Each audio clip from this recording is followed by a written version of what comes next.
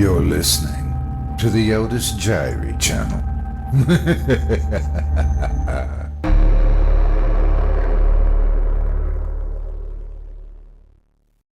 Rocking Horse Creek by C.K. Walker.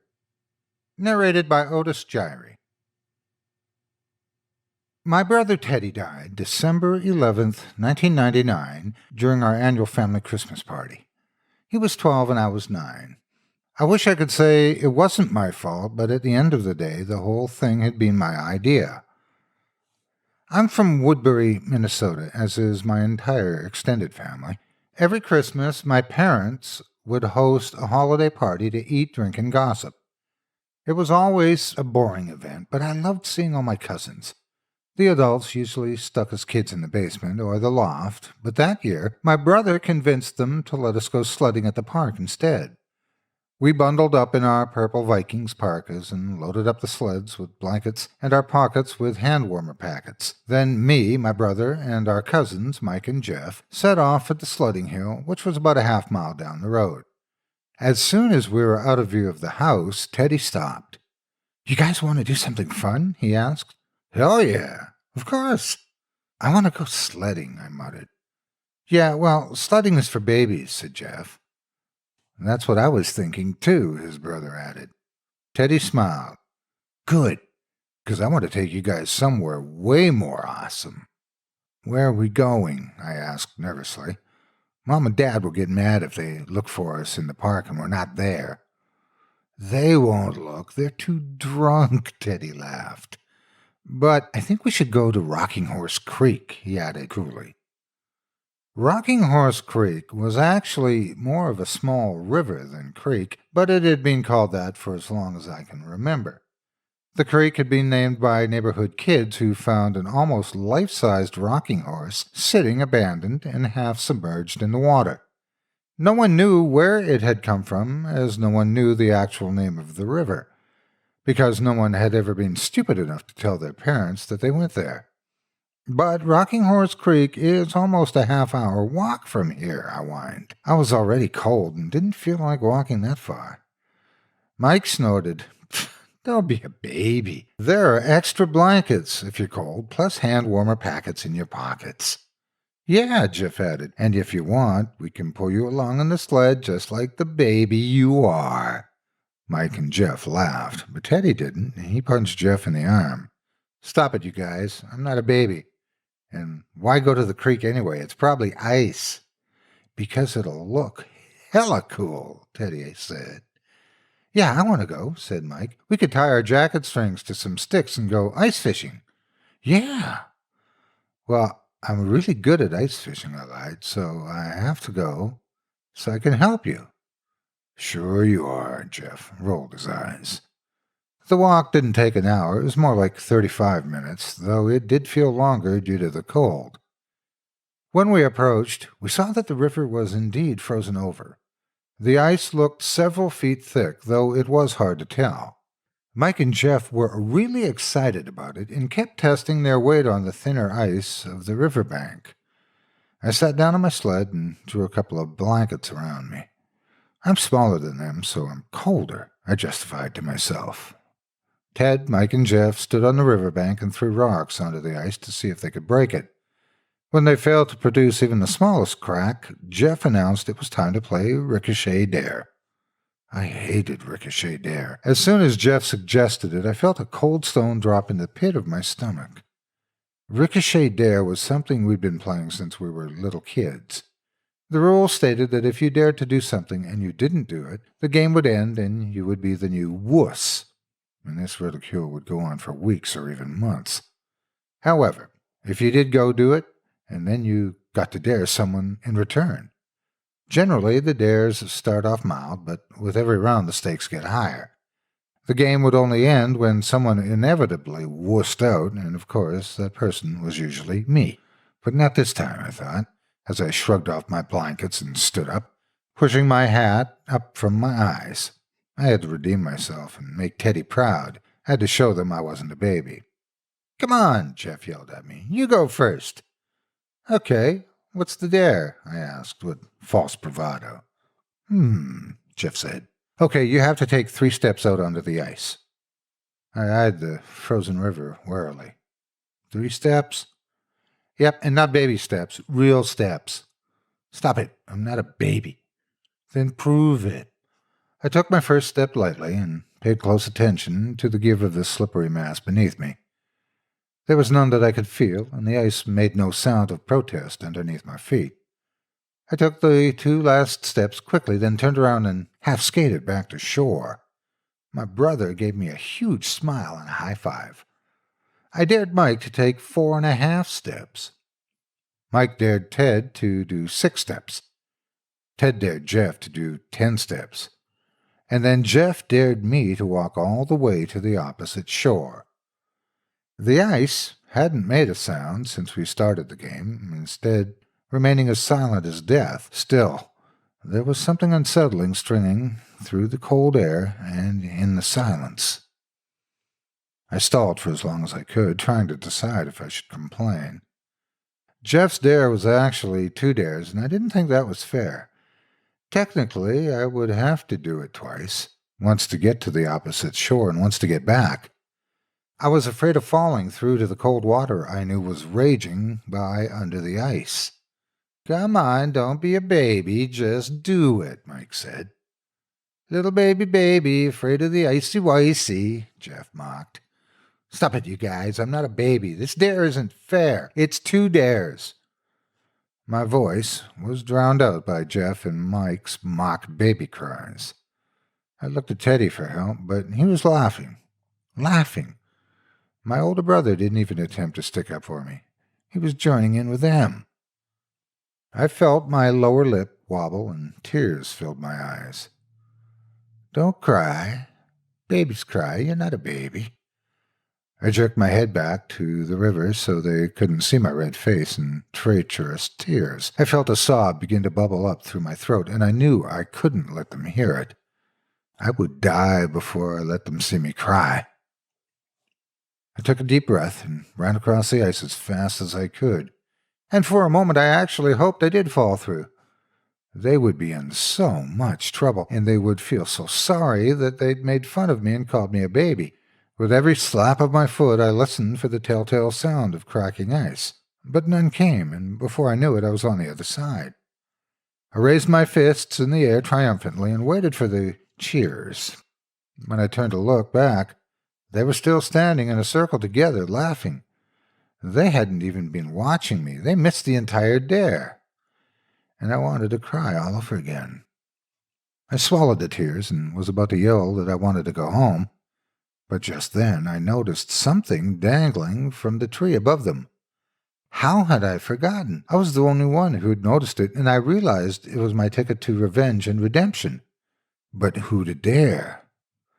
I stood silently watching them as they joked with each other and pointed at each of them in turn, silently mouthing to myself, "Eeny, meeny, miny, mo, catch a tiger by the toe. If he hollers, let him go. Eeny, meeny, miny, mo."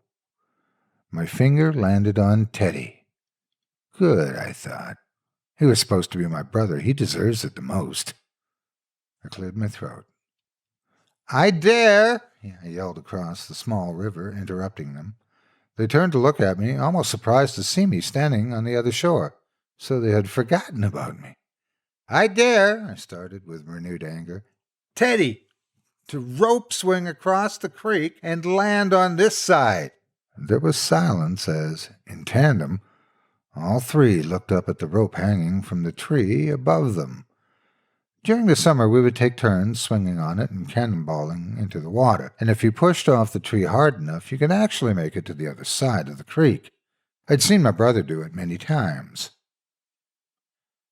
Teddy's eyes got wide, and he looked at me as if I'd sentenced him to death. Jeff and Mike immediately started prodding him, telling him not to be a wuss. I smiled smugly from the other side of the river. I hoped he'd failed the dare. It'd be just what he deserved. It didn't take much name-calling for Teddy to climb the tree and grab onto the rope. He tested it a few times, then hung on it with all his weight. It held like it always had. "When I get over there, I'm going to dare you to do jumping jacks in the middle of the creek," he yelled at me. That's when I realized my mistake. If Teddy dared me to do that, I would most certainly wuss out, and then they'd tease me until Easter. I sent up a prayer, silent prayer, up to God that Teddy didn't make it to the other side of the river. "On 3, Mike yelled to Teddy.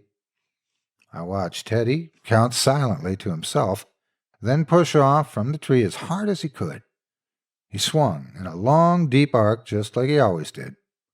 I watched the scene with my fingers crossed, hoping the rope wouldn't go far enough and they would have to land back on the other riverbank.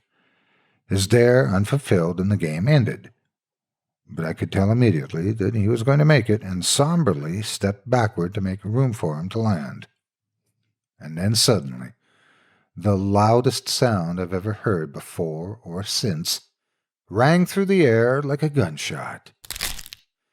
Teddy broke through as soon as he hit the ice, and the rope and tree branch followed him down into the darkness below. I felt my feet moving under me as I slipped and slid my way out to where he had gone in, sheer panic crushing my chest like a vice. All 3 of us were on our bellies, groping for the angry, jagged hole within 10 seconds. We searched the watery void, but all we could feel was the tree branch below us. Within a minute, we couldn't feel anything at all. Our hands and arms had gone numb. Jeff pulled Mike and I to our feet and started running for the sleds. "Leave his sled here. We need to get out of here now." I felt cold and dead. I stumbled blindly toward the sound of my cousin's voice. "We need to save Teddy. I want Teddy. He's in the ice. You have to get Mom and Dad."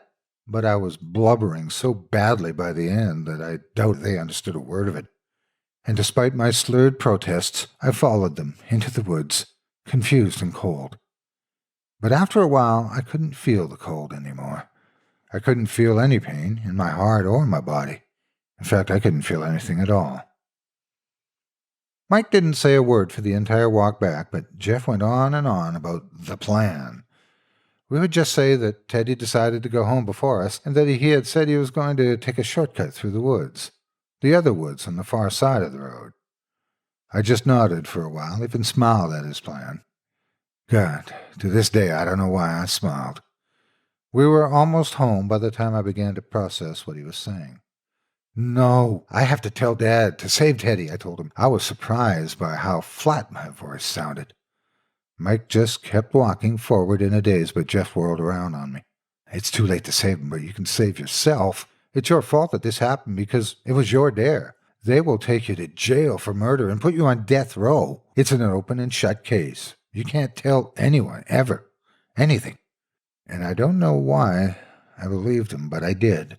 The hardest part of the day wasn't watching my brother die or the long, cold walk home.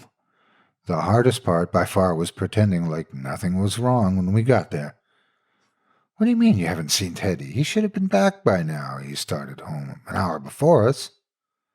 I couldn't keep my poker face for very long, though, and I started to cry. My dad thought it was because I was so cold that my skin had begun to turn to white. Search and Rescue searched the wrong woods for the next 24 hours because they believed our story. The sledding hill had been crowded that day, but a couple of people were sure they'd seen us there. The day after that, they intended to search the other side of the forest, the side Teddy was actually on, but a blizzard rolled in overnight and that search was called off. My parents were told that wherever Teddy was, he was almost certainly dead.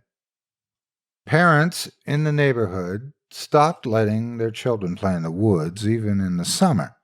My own parents wouldn't let me leave the house for a year. I grew up angry and spiteful. I hated everyone, but no one more than myself. I applied to college just to get away from my parents, whose constant love and support felt vile and wrong to me. I wished they'd have had another kid so they could give their love to someone deserving and stop talking about Teddy all the time. I got into the U of M. My grades sucked and I drank a lot. My parents pressured me to excel since I was their last horse in the race. I never returned their calls or emails. I lived with the guilt, just barely, but I lived with it.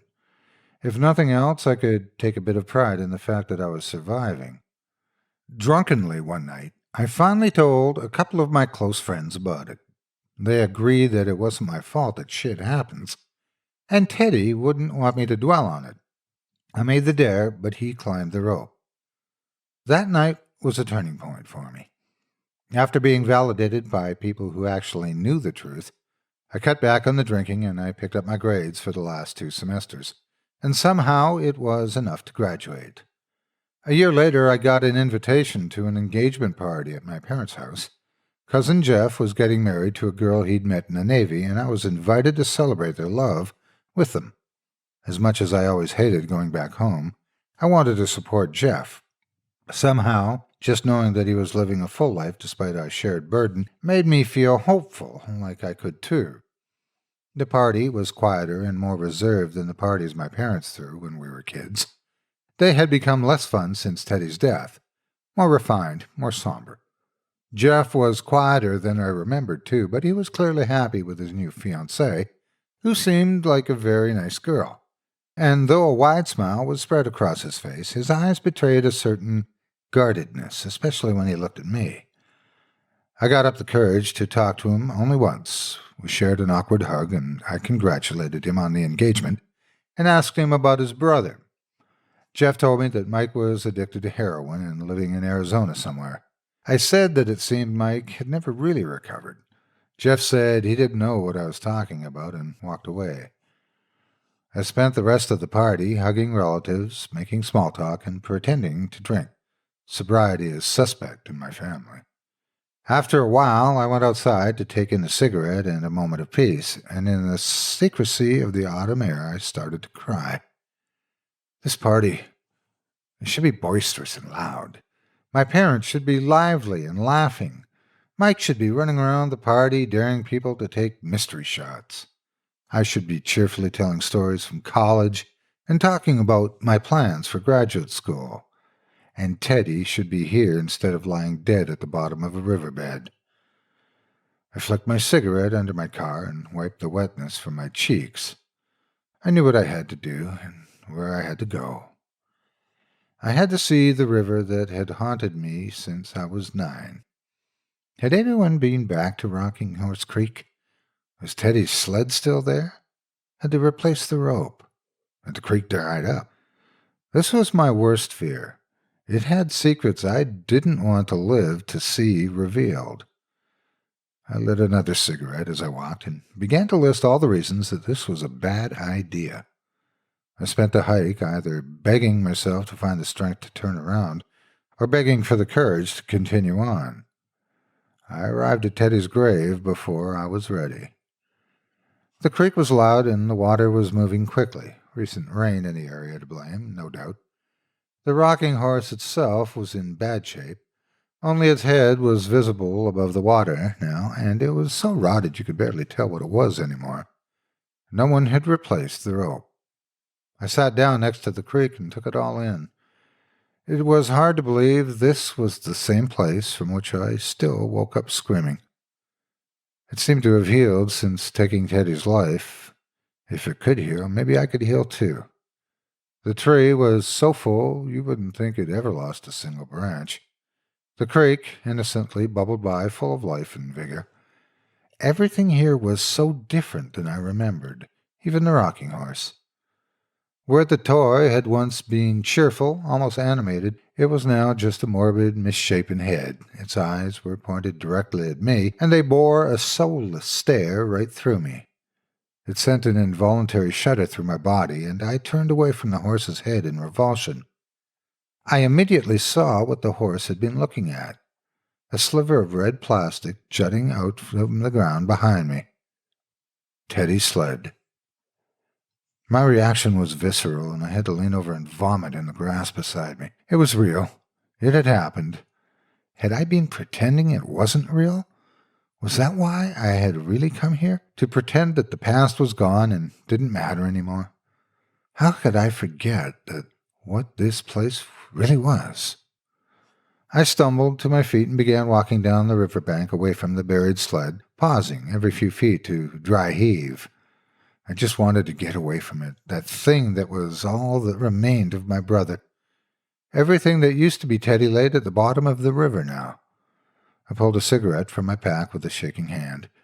As I tried to light it, I tripped over something and fell forward, my cigarette rolling down the riverbank and into the water. It was a rope, and I knew right away that it was Teddy's rope. I kicked it away from me. It was worse than the sled. If I had anything left to throw up, I know I would have. The end of the rope lay deteriorating on the riverbank, with the length of it disappearing into the murky water of the river. And maybe I am morbid, or sick, or crazy, but I suddenly decided that I wanted to know. I wanted to see. I crawled over to it and picked it up. I felt just as it did all those summers ago when I used to swing from it into the water as Teddy clapped from the shoreline. I began to pull the rope out of the river. The water was fast-moving and the rope was heavy. The creek didn't want to give up its secrets so easily, and it rebelled against my efforts. Still, I pulled harder. Just as I felt I was coming to the end of it, something long and thin breached the surface of the river.